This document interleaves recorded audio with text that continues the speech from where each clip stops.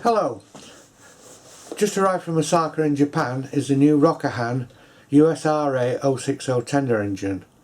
This is a fairly groundbreaking release for Rokuhan as it's their first American outline Z-gauge model, and we're going to have a closer look at it over the next few hours.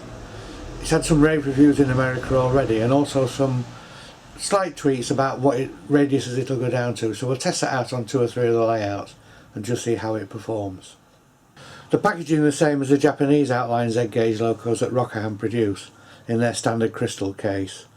The model I've got is a Baltimore, Ohio one, road number 386, and this is the first one of the series to be released. There's going to be a lot of other road names released, I'm sure, over the next few months, but I wanted to get in early and get this one. This will also actually run very well on my Republic Steel layout, as you used to see these quite often around Republic Steel in Cleveland. Already on Twitter, Rokuhan have put out a notice saying that to be extremely careful with the thin cables that go between the tender and the locomotive.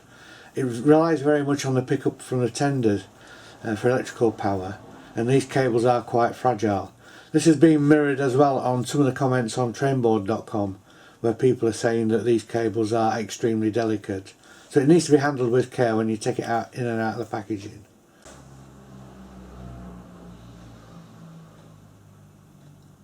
The USRA 060 was introduced during the First World War by the United States Railroad Administration as a standard type of steam engine to be distributed to American railroads, which at that time were virtually privatised. 255 of the original design were built, although there were many copies built later on for various railroads. But 40 of these were sent to the Baltimore, Ohio, of which 386 is an example.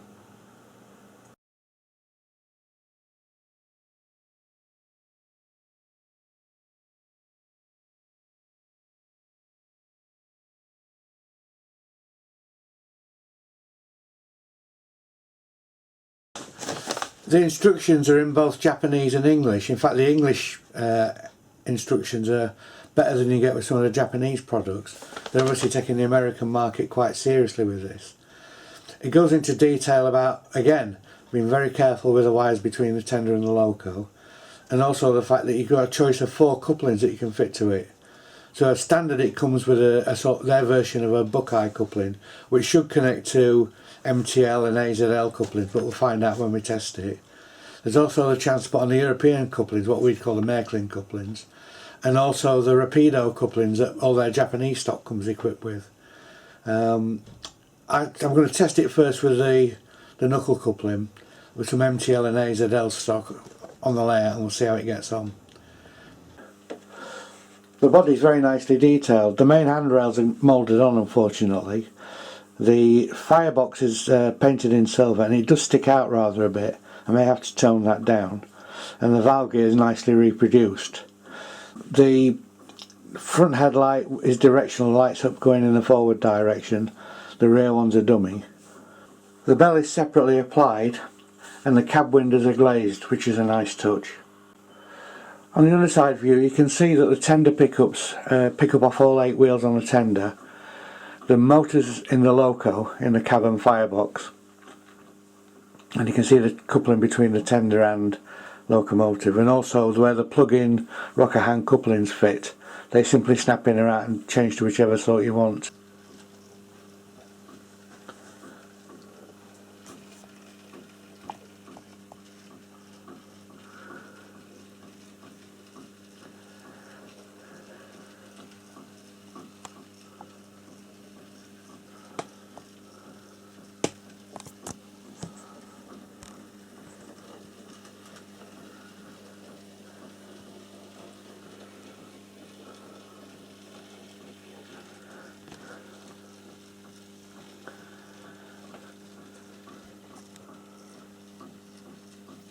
The slow running and starting is superb for something this small.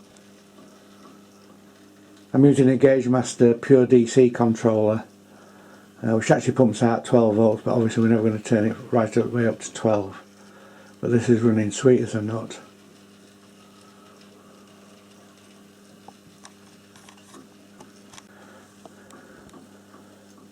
And in reverse as well. Really smooth and quiet. So this is going on 195mm curves, the recommended minimum, and then obviously we've got our reverse curves that we use to test all our Z gauge locos, and there's no issues there at all.